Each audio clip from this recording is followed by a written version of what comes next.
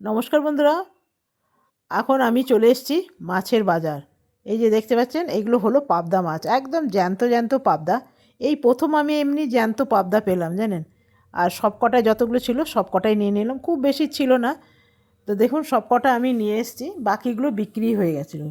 তো আমি বাড়িতেই পরিষ্কার করে নিয়েছি। আর এগুলো দেখতে যা সুন্দর না, আর খেতেও নিশ্চয়ই খুব ভালো হবে। তবে সব রকম মিলানো আছে, এটা একটা খুব বড় সাইজ, তারপরেরগুলো কিন্তু মিডিয়াম আছে। তো নুন হলুদ মাখিয়ে নিলাম। আর এটা কোনো রকম মশলা দেবো না, একদম বিনা মশলায় বানাবো। আর প্রথমে আমি মাছগুলোকে কড়াইয়ের মধ্যে একটু নুন দিয়ে দিয়েছিলাম, যাতে মাছগুলো সেটে না যায়। খুব ভালো করে আমাকে ভেজে নিতে হবে। পাবদা মাছ যেহেতু খুব নরম মাছ, খুব আস্তে আস্তে পাল্টাতে হবে। আর এগুলো টাটকা মাছ বলে না, মনে হচ্ছে খেতেও ভালো হবে। তো দেখুন এগুলো আমার ভাজা হয়ে গেছে, এরপরে নামিয়ে নেব। এরপরে বাকি যে কটা মাছ আছে সেগুলোও আমি ভেজে নেব। আরেকটা দিয়ে দেবো সাইডে, ব্যাস আর দেবো না, না তো না সেটে যেতে পারে। তেলটা কমে এসছে না, এগুলো ভাজা হয়ে গেছে। যতগুলো মাছ ছিল সব কটাই আমি ভেজে নিলাম।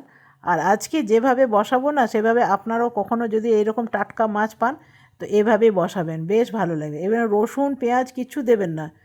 এখানে দিয়ে দিলাম একটু কালো জিরে, দিয়ে দিলাম টমেটো, দিয়ে দিলাম কাঁচা লঙ্কা, আর দিয়ে দিলাম নুন হলুদ।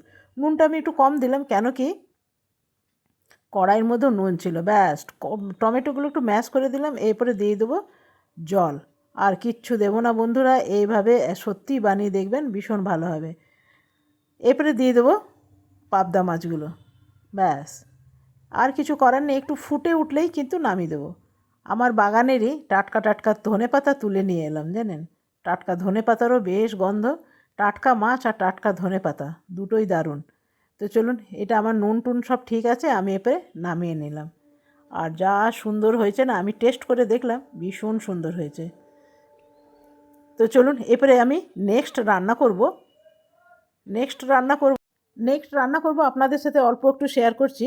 এখানে ব্রোকলির যে ডাঁটাগুলো থাকে না, ডাঁটাগুলো সেগুলো দিয়ে তো করছি, কিন্তু খুব বেশি আমার সবজি নেই, আছে শিম, আলু আর বেগুন।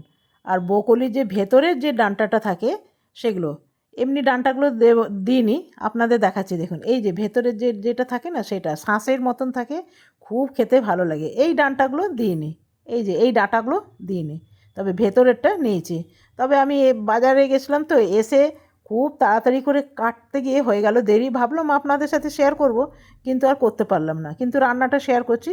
দিয়ে দিলাম নুন হলুদ, আর দিয়ে দিলাম একটুখানি ঝাল লঙ্কা, আর ফোড়নে দিয়েছিলাম 5 ফোড়ন। এটা একদম লো ফ্লেমে হবে, আর একদম ভাজা ভাজা করব, একদম ঘ্যাঁট করব না আজকে।